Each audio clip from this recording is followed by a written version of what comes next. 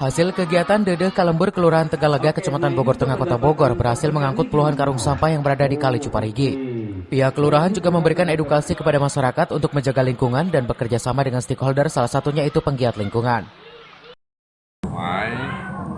Tadi yang tadi Pak Camat sampaikan bahwa kita bersih mengadakan pengecekan, itu juga ada edukasi ke masyarakat terkait dengan pengelolaan lingkungan, yang mana kita kerjasama dengan beberapa stakeholder lah ya, dengan penggiat lingkungan seperti ada Kang Andreo dengan Kang Yorit yang dari Belanda dan Amerika. Beliau sebagai penggiat lingkungan juga kita libatkan, dan juga ada edukasi ke masyarakat. Seperti sekarang di lokasi selain kita bersih ada juga panggung boneka, di mana panggung boneka itu diberikan untuk masyarakat, untuk anak-anak, untuk ibu-ibu, bagaimana kita supaya tidak lagi membuang sampah ke sungai.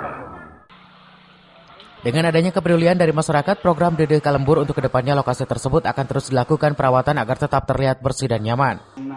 Dari Kota Bogor, Wawan Supriyatna melaporkan.